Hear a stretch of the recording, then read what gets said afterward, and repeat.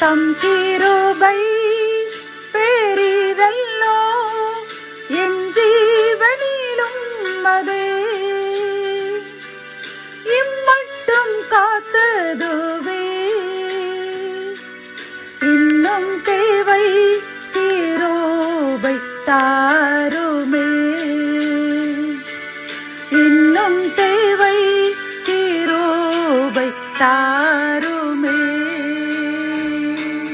தேவனுக்கே மகிமை உண்டாவதாக.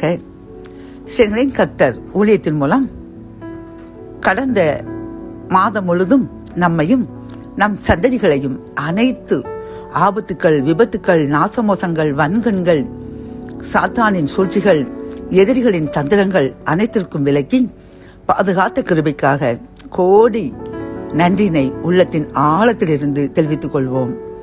இந்த புதிய மாதம் நமக்கும் நம் சந்ததிகளுக்கும் ஆசீர்வாதமான மாதமாக அமையப் போகிறது என்று நம்பிக்கையுடன் இறைவனுக்கு நன்றி கூறி இந்த மாதத்தை நாம் ஆரம்பிப்போம். நாம் அறியவிருக்கும் கிருபையின் வார்த்தைகள் சங்கீதம் 118:24. இது கர்த்தர் உண்டு பண்ணின நாள், இதிலே களி கூர்ந்து மகிழ கடவோம். கத்தோலிக்க வேதாகமம் இவ்வாறு கூறுகின்றது: ஆண்டவர் தோற்றுவித்த வெற்றியின் நாள் இதுவே, இன்று அக்களிப்போம் அகமகிழ்வோம் என்கின்றது.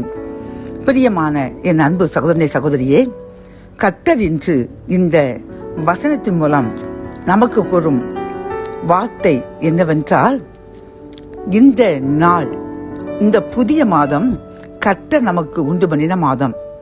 அதாவது கடந்த மாதத்திலிருந்து நாம் லென்த் என்னும் கிருபை நாட்களில் நம்முடைய பாவங்கள், சாபங்கள், கோபம், டென்ஷன், எரிச்சல், பொறாமை, பெருமை, மேட்டுமை, புறங்கூறுதல், பிறரை பற்றி பிறரிடம் கூறுவது, அகந்தையான பேச்சுகள், கீழ்ப்படியாமை, பயம், நடுக்கம், திகில், கவலை, கண்ணீர், இப்படி கர்த்தருக்கு பிரியமற்ற காரியங்களை நாம் விட்டுவிட்டு ஒரே விசுவாசமாக கர்த்தருக்கு பிரியமாய் நடந்து அவருடைய சட்டத்திட்டங்களுக்கு, அவருடைய கற்பனைகளுக்கு கீழ்ப்படி நடப்போம் என்று நாம் முயற்சி செய்து உபவாசித்து நமக்கு பிடித்தமான ஏதேனும் காரியங்களை விட்டுக் கொடுத்து பொருத்தனையோடு அனுசரித்து வருகின்றோம். இந்த வாரம்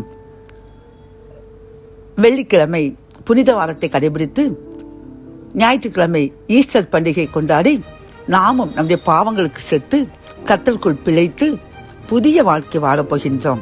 ஆகவேதான் கர்த்தர் கூறுகின்றார், இது கர்த்தர் உண்டு பண்ணின நாள், இதில் நாம் களி கூர்ந்து மகிழ வேண்டுமாம்.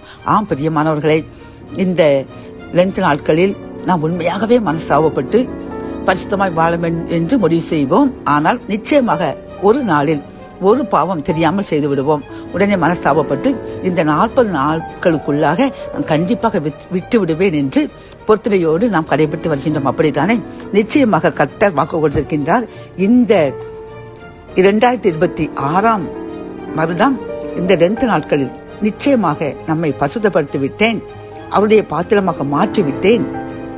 இந்த புதிய மாதம் கர்த்தர் உண்டு பண்ணின மாதம், இதில் நாம் பாவங்கள் கழுவப்பட்டு புது சிருஷ்டியாக மாற்றப்பட்டு அதன் மூலமாக கர்த்தருக்கு நன்றி கூறி சந்தோஷமாக கர்த்தருக்குள் பிரியமாய் வாழ்க்கை நடத்துகின்ற மாதம் என்று கூறி இதிலே களி கூர்ந்து மகிழ கடவோம் என்று கூறியுள்ளார். பிரியமானவர்களே, ஆகவே பாவத்தை எல்லாம் ஒன்றொன்றாக விட்டுவிட்டு பரிசுத்தமாக வாழ்ந்து கொண்டிருக்கின்ற நாம் இன்றிலிருந்து புதிய மாதத்திலிருந்து கண்டிப்பாக அந்த பழைய பாவத்திற்கு நாய் தான் கக்கினதை தான் திரும்ப தின்பது போன்று நாம் தின்று விடாமல், பழைய பாவத்திற்கு திரும்பி விடாமல், பன்றி பழையபடி சாக்கடைக்குள் விழுவது போன்று நாம் பழையபடி பாவத்திற்கு விழுந்து விடாமல், தினமும் நினைத்து நினைத்து பிறருடன் பேசும்போதுமானாலும் சரிதான், பிறரை சந்திக்கும் போதுமானாலும் சரிதான், வீட்டில் இருந்தாலும் சரிதான், பிறரை பற்றி பேசவே மாட்டோம். அவருடைய காரியங்களை அவரவர் பொறுப்பெடுத்துக் கொள்வார்கள், கடவுளுக்கு கணக்கு கொடுப்பார்கள் என்று அதை இறைவன் பாதத்தில் விட்டுவிடுவோம். அப்படி ஒருவர் தவறு செய்கின்றார் என்று கேள்விப்பட்டோம் என்றால் அதை நாம் இறைவனுக்கு தெரியப்படுத்தி அவர்கள் திருந்த வேண்டும் என்று ஜெபிப்போம். அவர்களை சபிக்காமல் அவர்களுக்காக மனஸ்தாபப்பட்டு ஜெபிப்போம் பிரியமானவர்களே. ஆகவே கர்த்தர் இந்த புதிய மாதத்தை நமக்கு மன மகிழ்ச்சியின் மாதமாக, களி கூர்ந்து மகிழக்கூடிய ஒரு மாதமாக நாம் மட்டுமல்ல, கர்த்தரும் இந்த நாட்களுக்காக அவர் மகிழ்கின்றார். என் பிள்ளைகள் பசுத்தமாக வாழப்போகின்றார்கள். அவர்கள் பாவத்தை நான் எரிந்து விட்டேன், அதை கடலுக்கு அடியில் தூக்கி போட்டு விட்டேன், இனி அவர்கள் அதற்கு திரும்பாமல் நான் அவர்களை பாதுகாத்துக் கொள்வேன் என்று அவரும் நம்மில் மகிழ்கின்றார். நாமும் நம் பாவங்கள் மன்னிக்கப்பட்டு நாம் சுத்திகரிக்கப்பட்ட இந்த நாளுக்காக மகிழ்ந்து களி கூறுவோம். கர்த்தருக்குள் என்று மகிழ்ச்சியாக இருப்போம். இடைவிடாமல் ஜெபிப்போம், பசுத்தமாய் வாழ்வோம். ஜெபம். என் அன்பு தகப்பனே, இந்த புதிய மாதத்தில் நீர் கூறின இந்த வார்த்தைக்காக நன்றியப்பா. இது நீர் உண்டு பண்ணின நாள், நீர் எங்களை பரிசுத்தப்படுத்தின நாள். எங்கள் பாவங்களை நீர் பாராதபடி அதை மறைத்து அதை அழித்து எங்கள் பாவங்களை நீர் தூக்கி எரிந்துவிட்டு எங்களை புதிய மனுஷனாக மாற்றிய நாள். இன்று நாங்களும் களி கூறுவோம். நீங்களும் எங்கள் பரிசுத்தத்திற்காக மகிழ்ச்சி அடைகின்றது என்று கூறின கிருபையின் வார்த்தைக்காக நன்றியப்பா. நாங்கள் இந்த பரிசுத்தத்தில் என்றும் நிலைத்திருந்து எப்பொழுது உம்மில் மகிழ்ந்து எங்களால் நீர் மகிழ அதன்படி வாழ கிருபை தாங்க. மீட்பர் இயேசுவின் முன் ஜெபம் கேளும் நல்ல தகப்பனே. ஆமேன்.